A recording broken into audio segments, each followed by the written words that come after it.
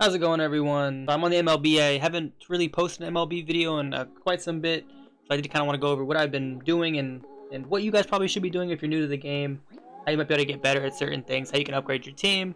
Just kind of a brief overview of what I would do and how I've been going about it. So here's my team. Overall, I'd say it's pretty good. I got a lot of 97s, a lot of 90. I got a 99. Starting with Ricky Henderson, Speedster Speed Demon. Haven't really played with him too much. Don't hop in and online, of course. It could help you, learn how to play the game a little bit better. And of course, that's always important. But if you have a bad team and you're getting blown out because the guy has a better team than you, he's blowing pitches by your silver slugger, and not in a good way, then you're gonna have some problems. So I would say probably stay away from. So mainly ranked, I would stay away from. But yeah, Ricky Henderson was acquired in the Season 1 reward path. Pretty much just play the game however you want to play it. Is no certain way to get a ton of XP. Just kind of play the game and you get XP, even for losing, winning games, conquest games, moments. It's pretty much anything in the game. I'm not sure if it's just Diamond Dynasty mode related, but that's the only thing I've been playing. So I've been just grinding, getting my XP up. Right now I am at 230,000. Still plenty of time to get up here. I mean, there's just so many rewards and you get random packs. There's 97 overall players, there's 97 overall, there's 99 overall players. There's just so many players. That's how I got a lot of my cards on my team. So that's how I got Ricky Henderson. That's how I got Craig Biggio. And that's how I got Juan Moncada. It's all through the objective XP lists and stuff like that. And then I got Cedric Mullins, Ronald Acuna, Christian Walker, Juan Soto, Adley Rushman, and Manny Machado through the Team Infinity. Kind of what I would tell you guys to grind out the most. I just feel like it's the best way to get players other than one other way, which I will go over in a little bit. Starting with the Team Infinity program, we'll go ahead and take a look at the one that I'm closest to finishing. So you get a ton of packs and you get a player every or so often. There's a lot of 92 overall players, but the 97 overall players are who I've been kind of going after, of course. I mean, it makes the most sense. The highest overall, you have the higher stats. Not always the better player, but the higher stats. And so I've almost done the West here. Basically, when I get to the end, I pretty much have all 5 of these players. I already have Walker, Blackman, May, Soto. Last one I don't have is Peterson. So what I've really been doing is the team build missions. Basically, you build a team and you get XP for the players on that team, and then it goes to this. You get 2,500, you get 5,000 XP. So I would go into a conquest game. We'll talk about conquest a little bit as well. And I would just have a full Diamondback squad and just play with that. They'd rack up XP, rack up their parallel stuff. And I would get XP every couple games because I'm getting a ton because I have all my players as Diamondbacks. Of course, it can be any team as long as that team is in this division. That's how I've been kind of going about it. There are stats as well. I would put the player acquired. So say Zach Gallen, he's a 92 overall, one of those packs. You get the 92, you put him in the lineup, and then you kind of just grind out stuff like tally 12 strikeouts, 3 saves with Daniel Bard, 9 innings with Clayton. The pitchers are definitely easier, so I would prefer to go pitchers first if I have an opportunity. If not, then you just use the hitters. Put the hitters higher on your batting order, like 1 or 2, just so you get the most opportunities each conquest game or each whatever game, because that's gonna give them the most opportunities at hits to get those objectives done. So that's what I would do. Didn't really mess with the vouchers. Of course, that's obviously something you can go in the exchange. I wouldn't mess around with and put players in there. The showdown and the conquest are also very important in getting your first one. So definitely work on those. Of course, showdown can be a bit difficult. So practice learning your hitting first before you really hop into showdown. Same with conquest. But conquest, I think, is a good way to start learning hitting and practice hitting more consistently. In showdown, you could lose and then you lose all your progress. So I wouldn't go directly to showdown. But that's the Team Infinity. That's how I got most of my players on my team right now. And then look at pitching. Blackman, McCutcheon, Buxton, all Team Infinity stuff. This 90 Nelson Cruz is from a program. Programs are these. There's a World Baseball Classic, ends December 31st. I haven't really been touching this, but I feel like you guys should be touching this if you have a bad team. You get a ton of 90s, and then when you get to a certain point, there's 95s, and then when you get near the end, there's 97s.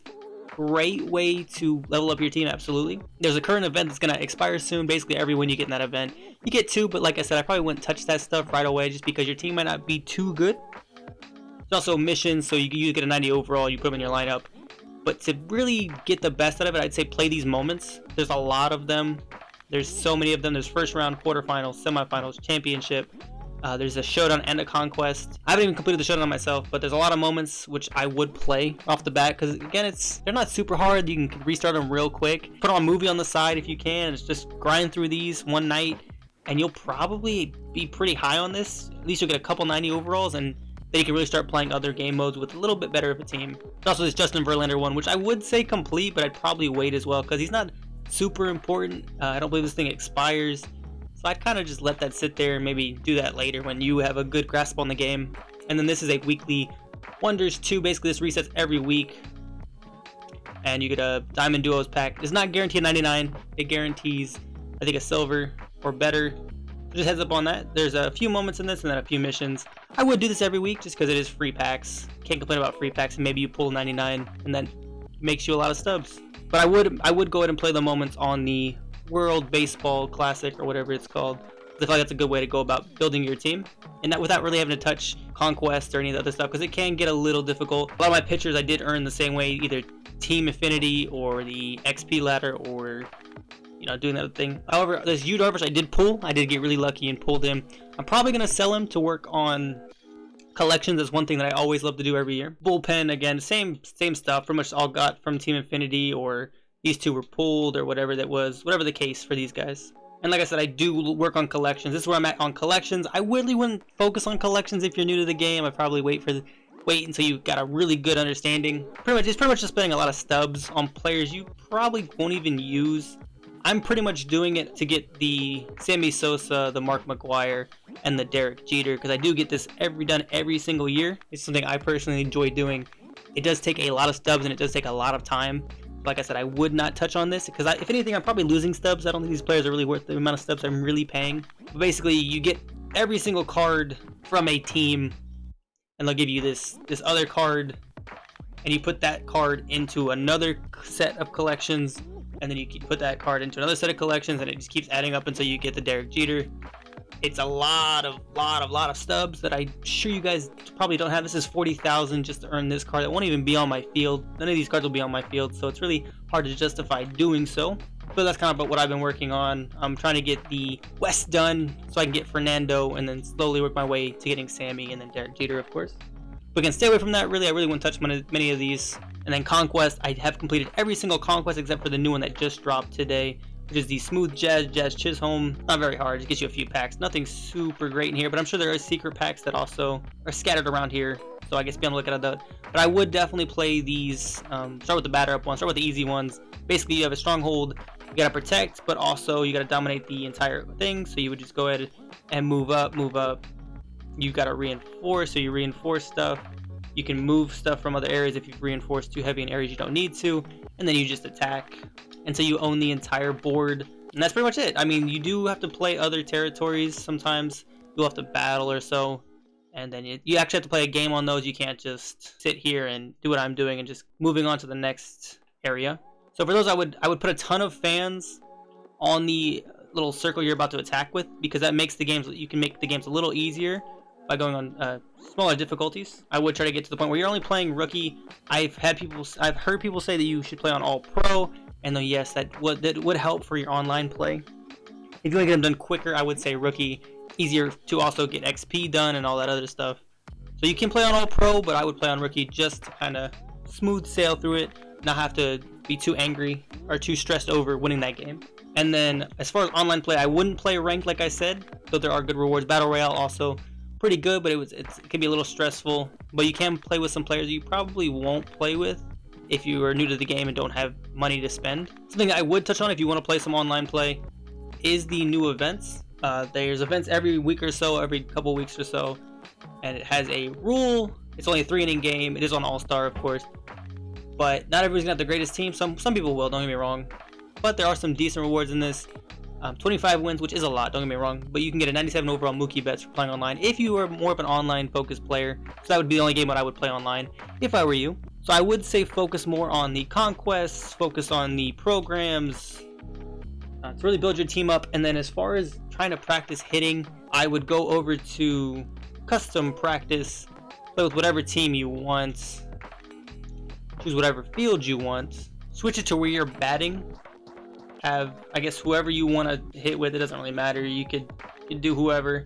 As far as pitcher, make sure they can throw very fast. So on the right, it tells you who, like, their speeds. I would say just choose somebody with the fastest pitch speed that you can find. So let's see here. Dominguez throws 97 mile per hour, 4-seamer, and I would just make the 4-seamer the only thing he throws. Of course, it's not the greatest thing, but I'd make the 4-seamer the only thing he throws, and leave pitch location how it is. and then make sure that you are on Hall of Fame difficulty. Even Legend could work. Hall of Fame Legend is however you want to go about it. Don't be on beginner, rookie, or any of those. Go to Legend. That way you're facing against the most difficult four-seam fastball you've seen in your life. Super fast, super difficult to hit, zooms by you. But that's what you want, because if you can hit this with a small PCI, you can hit anything on like an all-star difficulty. Just get used to how the ball comes out, and then just start really practicing hitting. I feel like that's what I've been doing. I do this for at least 5 minutes a day. I'm not great at the game, don't get me wrong, and it still blows by me. But that's what I've been practicing. This is how I practice every day.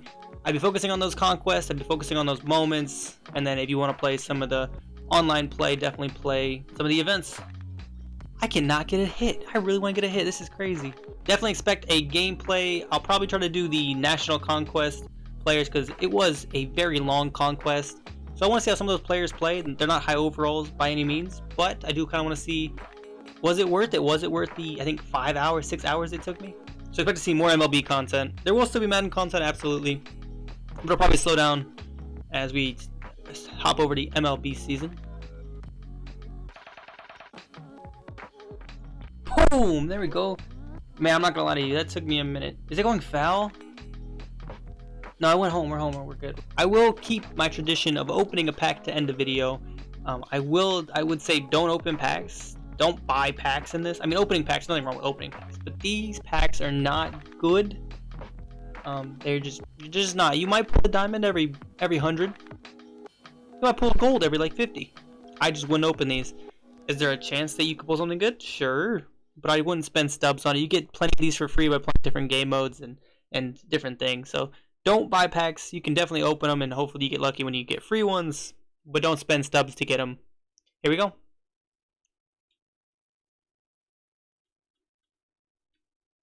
Boom. Couple bronzes. That's been me. You guys take it easy and peace. Oh boy, this shit bang. Hey, blacked out. Pulling up and everybody act out. Ops out. Gas out. Run up on me, get whacked out.